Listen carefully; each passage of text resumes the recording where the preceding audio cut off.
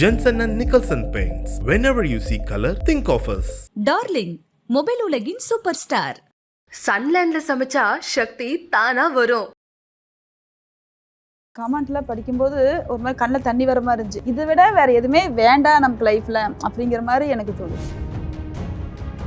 Cut பண்ணி எடுத்து போட்டு பார்த்தா நிமிஷத்துக்கு 1000 பேர், நிமிஷத்துக்கு இன்னைக்கு வரைக்கும் இப்போ 53 லட்சத்தை தாண்டிடுச்சு. நானே 1000 முறை பார்த்துருக்கேன். 77ல் பண்ணினேன். 3 வருஷத்துல சினிமாவில் வந்துட்டேன் நான். ராகங்கள் மாறுவதில்லை, அலையோசை, பூவே இளம் பூவே, நேரம் நல்லா இருக்கு, கருமேடு கருவா, இந்த மாதிரி படங்களை பூரா என்னுடைய சார். இப்போ விஜயகாந்த் தான் என்னை மாற்றி அமைச்சது. சார் நான் இந்த துறைக்கு வரட்டுமான்னு கேட்டேன். அவர் கேட்டார், நீங்கள் வந்து ஒரு எம்ஜிஆர் ஆக முடியுமான்னு கேட்டார். முடியாதுன்னு. அட்லீஸ்ட் சிவாஜி ஆக முடியுமான்னு கேட்டார். முடியாது. அட்லீஸ்ட் விஜயகாந்த் ஆக முடியுமான்னு கேட்டார். முடியாது. அப்போ காரப்பனாக இருந்து என்ன சாதிக்க முடியுமா அதை பாருங்க. 25.7 கிலோமீட்டர் தூரத்துக்கு நூல் தயார் பண்ணேன். அப்புறம் இது 18,000 முறை கால் மிதித்து அடித்து, அதெல்லாம் ஒரு 20 நாள் 25 நாள் ஆகும். ஒரு நாளைக்கெல்லாம் சேர்ந்தா கூட 10 இன்ச்சு 20 இன்ச்சு தான் பண்ணுவோம். காஞ்சி போனால் கொஞ்சம் வெயிட்டாக இருக்கும். தொடர்ந்து கட்டிகிட்டே இருக்க முடியாது, ஒரு அன்ஈஸியாக ஃபீல் ஆகும். பட் இப்போ சாஃப்ட் சில்க்குங்கிறது வெயிட்லெஸ். அந்த பெட்ரோலை வச்சுக்கிட்டு எங்கெங்கெல்லாம் அழுக்கு இருக்குது அங்கே துணியை வச்சு தேய்ச்சி எடுத்திங்கன்னா அதை ட்ரை வாஷ், அது நீங்களே பண்ணலாம். ஒரே ஃபோல்டிங்கில் வைக்கக்கூடாது. ஒரே ஃபோல்டிங் வச்சிங்கன்னா அதனால தான் அந்த நாளை மடிப்பிலே கட் ஆகிடும். இன்னைக்கு வீடு தேடி சம்பளம் வரும் ஒரே துறை கைத்தறித்துறை. கலாட்டா நேயர்களுக்கு வணக்கம். இன்னைக்கு என் கூட ஒரு பியூட்டிஃபுல்லான ஃபேமிலி இருக்காங்க. அந்த குடும்பத்தோட தான் நம்ம இன்னைக்கு பேச போறோம். வணக்கம். எப்படி இருக்கீங்க? நல்லா இருக்கும். அப்பா தான் பேசினாரு. அப்பா சொல்லுங்க, உங்களுக்கு உங்க மருமகளை எவ்வளவு பிடிக்கும்? மருமகன் சொன்ன கடைசியில் அங்கே மகளான கடைசியில் பிடிக்கிறதுக்கு என்ன இருக்குது?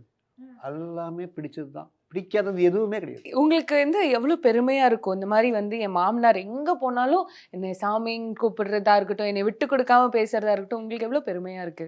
அதை சொல்றதுக்கு வார்த்தையே இல்லை அதில்.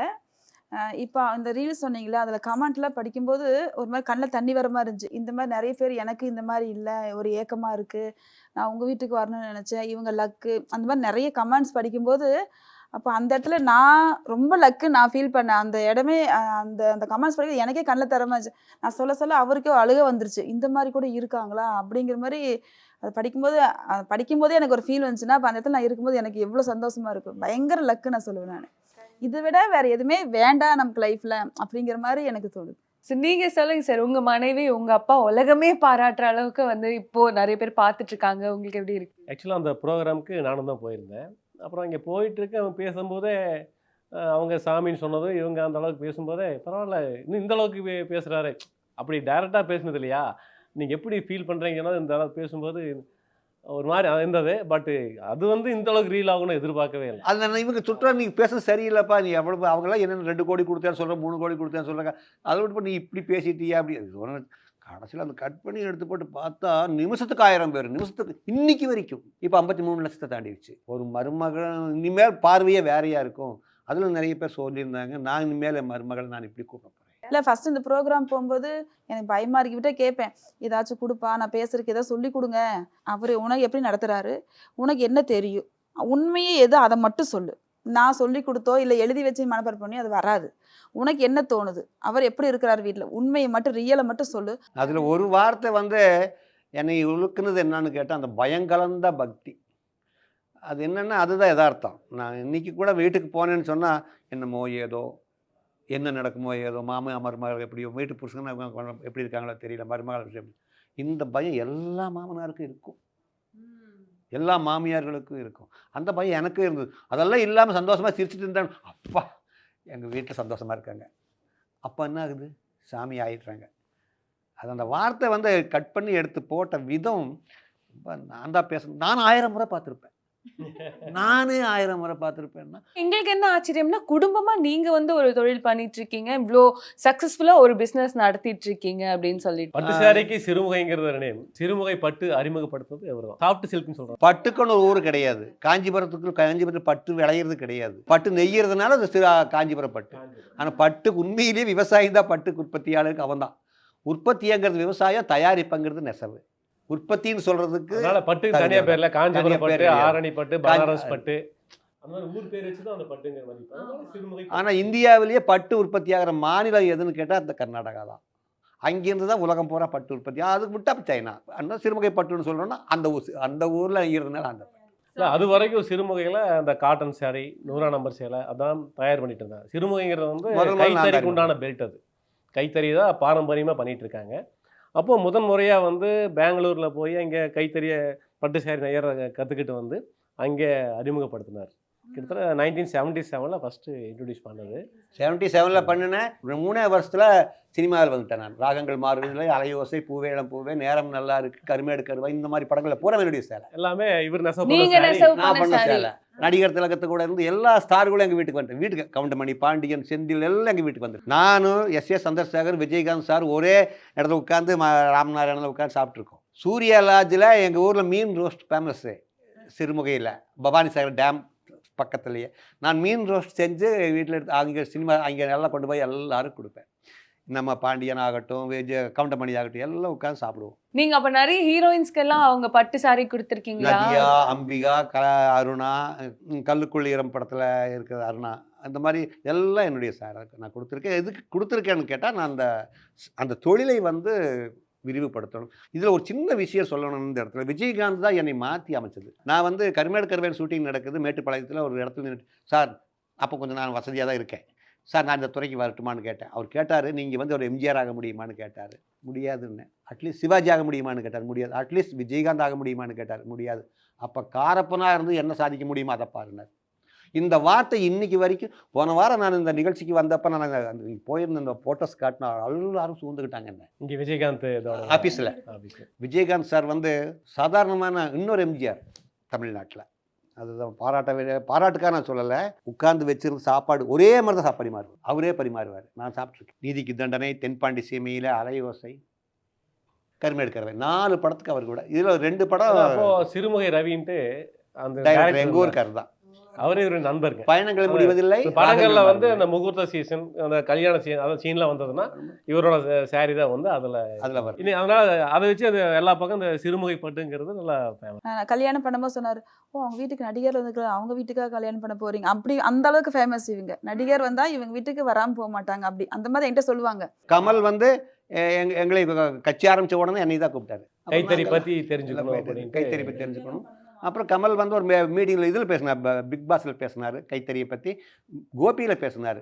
என்னுடைய வார்த்தையை கேட்டுக்கிட்டு நான் என்ன சொல்ல வரேன்னு சொன்னால், நீ முதலாளி ஆகணுமா, நெசவு கற்றுக்கோ, முதலாளி ஆகிடலாம். இப்போ நிறைய பேர் என்ன சொல்றாங்கன்னா, நெசவாளிகள் ரொம்ப கஷ்டப்படுறாங்க, அவங்களுக்கான கூலி கிடைக்கிறது இல்லைன்னா பிரச்சனைகள்லாம் வெளியே பேசப்படுது. அதாவது பிரியாணியே சாப்பிட்டவங்கிட்ட போய் நீ பிரியாணி எப்படி இருக்குன்னு கேட்டீங்கன்னா அவன் ஒத்துக்கவே மாட்டேன், நல்லா இல்லைன்னு தான் சொல்லுவான்.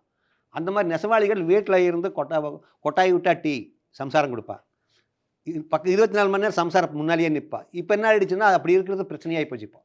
ஒரே மூஞ்சி எத்தனை நாளைக்கு பார்த்துட்டு இருக்கிறது.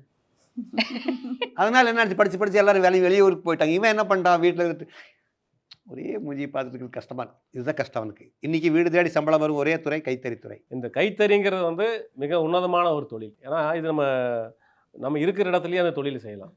வெளியில் போக வேண்டியது. இப்போ வெளியில் பக்கம் போயிட்டு வரணும் எவ்வளோ கஷ்டம் உங்களுக்கு தெரியும். ஆனால் ஹஸ்பண்ட் வேலைக்கு போகிறேன்னா வர வரைக்கும் எப்படி வருவாரோ ஏதோ அந்த பயந்துட்டு இருக்க வேண்டிய ஒரு சூழ்நிலை இருக்குது. இதே நெசவுனா பாருங்கள், ஃபுல்லாக நம்ம கூட இருப்பார். நம்ம வேணா இப்போ ஒரு பக்கம் வெளியே வேலைக்கு போனோம்னா லீவு கேட்டால் 2 நாளைக்கு முன்னாடியே லீவு கொடுங்க சார், கெஞ்சணும் பண்ணணும் எல்லாமே இருக்குல்ல. இது அப்படி கிடையாது. இல்லை போகிறோமா ஜாலியாக போகலாம் வரலாம், மாதிரி நம்ம இஷ்டம் உட்காந்து தறி நெய்யலாம். அவர் சொன்ன மாதிரி காஃபி டைம் காஃபி, சுட சுட சாப்பாடு, ஃபேமிலியோடு இருந்து பண்ணுறது ஒரு இதுதானே. அது ஒரு சாரி வந்து நம்ம நெசவு பண்ணுறதுக்கு எவ்வளோ நாள் ஆகும்? அந்த சேலையோட பொறுத்து இருக்கு. சாரியோட வேலைப்பாடுகள் டிசைன் பொறுத்து அந்த இது வேலை தகுந்த கூலி. இப்போ வந்து ஒரு கல்யாணப்பட்டு பண்ணோம் அப்படின்னா அதுக்கு எத்தனை நாள் ஆகும்? 4 days 5 days 10 நாள் கூட 1 மாதம் ஆகுது. பைத்தானி சாரியில் 1.5 மாதம் ஆகும். கை வேலைப்பாடுகள் ஜாஸ்தி. சிறுமுகையில் வந்து பார்த்தீங்கன்னா சாஃப்ட் சில்க் தான் வந்து மெயினாக வந்து இப்போ அதிகமாக ஃபேமஸுங்க. காஞ்சிபுரத்துக்கு சாஃப்ட் சில்க் என்ன வித்தியாசம் கேட்டிங்கன்னா, காஞ்சிபுரம் கொஞ்சம் வெயிட்டாக இருக்கும், பார்டர் பெரிய பார்டராக இருக்கும், வெயிட்டாக இருக்கும். ஃபங்க்ஷனுக்கே போகிறோன்னா ஒரு 2 hours கட்டலாம். அதுக்கப்புறம் மாத்து சாரி மாதிரி ஒன்று கொண்டு போகணும், வேற சாரி மாற்றணும். தொடர்ந்து கட்டிகிட்டே இருக்க முடியாது, ஒரு அன்ஈஸியாக ஃபீல் ஆகும். பட் இப்போ சாஃப்ட் சில்க்குங்கிறது வெயிட்லெஸ். ஒரு வெயிட் காலையிலேருந்து நீங்கள் நைட் வரைக்கும் கட்டினாலும் அது எந்த ஃபீல் வராது. நம்ம நார்மல் சாஃப்ட் சில்க் கைத்தறில தயார் பண்ண சாரி தாங்க. உங்க வீட்டில் பண்ணது? ஆமா, அப்பா தான் நெசவு பண்ணது. காஞ்சிபுரம்னா ஒரு டிசைன் செட் பண்ணோன்னா தொடர்ச்சியாக அதே தான் ஓடிட்டு இருக்கும். இப்போ அப்படி இல்லை. இப்போ ஃபேன்சி டிசைன்ஸ் வந்ததுனால நியூ மாடல்ஸ். அதாவது அப்போல்லாம் வந்து பார்த்தீங்கன்னா ஒரு டிசைன் செட் பண்ணோன்னா ஒரு 2 வருஷம் 3 வருஷம் ஓடும்.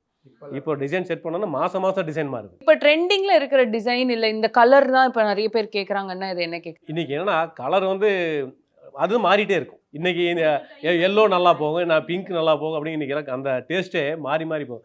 ஒரு டைம் பார்த்தீங்கன்னா பிரைட் கலர்ஸ் ஃபுல்லாக போகும், அப்புறம் வந்து மைல்டு. அதுக்கு காரணம் என்னன்னா, எங்கள் அம்மா காலத்தில் ஒரு சேலை தான் வீட்டில் இருக்கும். இன்னைக்கு எத்தனை சேலை இருக்கான்னு உங்களுக்கெல்லாம் தெரியவே தெரியாது, சரியா? அதனால அவங்களுக்கு என்ன டெய்லி ஒரு சேலை கட்டினா தான் இன்னைக்கு பணக்காரி.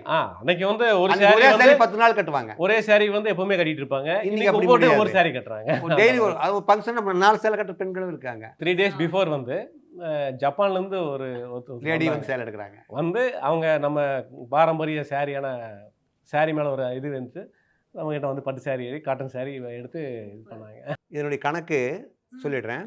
இது முந்தானை, இது 4 மடிப்பு, இது 54 இன்ச்சு வரும். 54 இன்ச்சு நடுப்புன்னா டோட்டல் பண்ணி 216 இன்ச்சு வரும். 216 இன்ச்சு தான் ஒரு சேலை. ஒரு முழம்ங்கிறது 18 இன்ச்சு, 12 முழம் கொண்டது ஒரு சேலை. இது வந்து yellow colour combination bottle green. இது வந்து 240 ஜக்கார்டுன்னு சொல்லுவாங்க. 10 வருஷமா இந்த ரகம் ஓடுது. இது ஒரே டிசைன் நெசவு பண்ணு 3D சாரின்னு சொல்லுவோம்.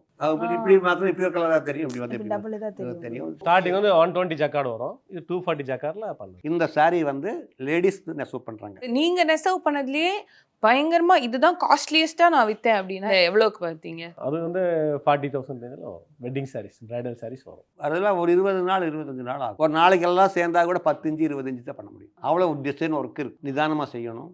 இந்த இதில் எத்தனை இலை இருக்குன்னு தெரியுமா? 48 இன்ச்சு அகலத்துக்கு இது ஒரு 96 இன்ச்சுக்கு, ஒரு இன்ச்சுக்கு 96 இலை இந்த பாவு இருக்கும். 48 இன்ச்சுக்கு நீ டோட்டல் பண்ணிங்கன்னா 4608 இலை தான் இதில் இருக்குது. இந்த பாவு ஒரு சேலை தயார் 25.7 கிலோமீட்டர் தூரத்துக்கு நூல் தயார் பண்ணணும். 500-600 வருஷத்துக்கு முதல்ல கரண்ட்டே இல்லை, எப்படி தொடையில் தேய்ச்சி நூல் தயார் பண்ணியிருக்காங்க. அதே மாதிரி ஊடை வந்து இது ஊடை இப்படி போகிறது, இது 22.5 கிலோமீட்டர் தூரம் ஊட மட்டுமே தயார் பண்ணணும். அப்புறம் இது 18,000 முறை கால் மிதித்து அடித்து நெசவு பண்ணணும். அப்போ தான் இந்த சேலை ஆகும். ஆனால் அது நீ கஷ்டம்னு சொல்லாமல் எக்ஸசைஸ்ன்னு சொல்லணும். ஐயோ அழகா இருக்கு. பாரதி கண்ணம்மா படத்தில் இல்லை நாடகத்தில் இந்த சேலை தான் அஞ்சலி கட்டியிருந்தாங்க. ஸோ இது வந்து பார்டருக்கு இவ்வளோ இந்த மாதிரியான டிசைன் நீங்க பண்ணோன்னா எவ்வளோ நாள் ஆகும்? 2 நாள் ஆகும். 2 நாள் ஆகும். இது எல்லாமே கையில் கோத்து வாங்கினது. இந்த சேலை நான் நெசிட்டு வந்தால் கூட உடனே ஓகே பண்ண மாட்டாங்க.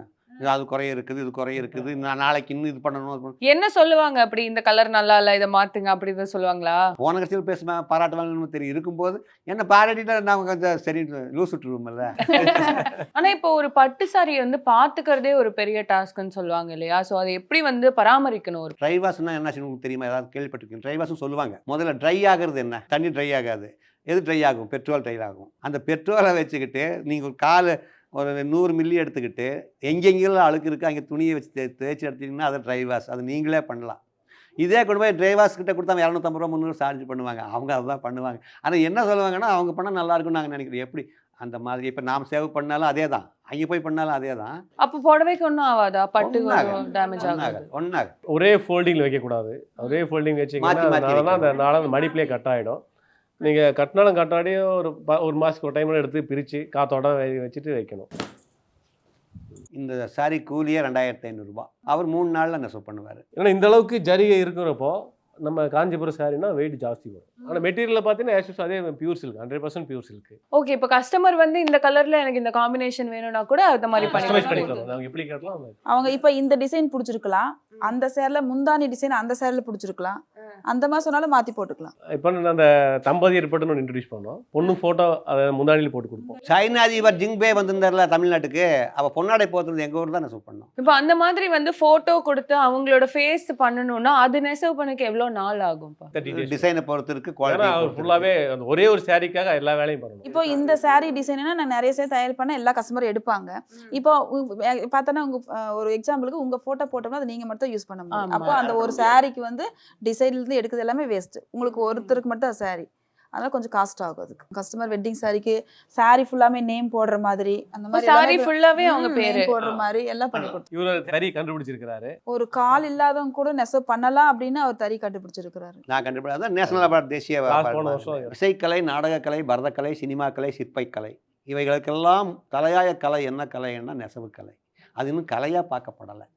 அது கலையாக பார்க்கும்போது தான் அந்த நெசவாளியுடைய வாழ்க்கை தர உயரும். இப்போ ஒன்று இல்லை, இப்போ பவர்லூம் விசைத்தறின்னு இருக்குது, அதுலேயும் சாரிகள் வருது, கைத்தறிலையும் வருது. இப்போ வந்து பார்த்தீங்கன்னா ஒரு 10 சாரி இங்கே வச்சோன்னா நீங்க உங்களையே அறியாம அந்த கைத்தறி கைத்தறி மேலே கை போகும். உங்களையே அறியாம நீங்க அதை எடுப்பீங்க. ஸோ அதோட அழகு, கலை, நேர்த்தி எல்லாமே வந்து கைத்தறிக்கு தான் வரும். ரொம்ப நன்றி, ரொம்ப நன்றி. Thank you. Jensen and Nicholson Paints. Whenever you see color, think of us. Darling mobile உலகின் சூப்பர் ஸ்டார். சன்லேண்ட்ல சமைச்சா சக்தி தானா வரும்.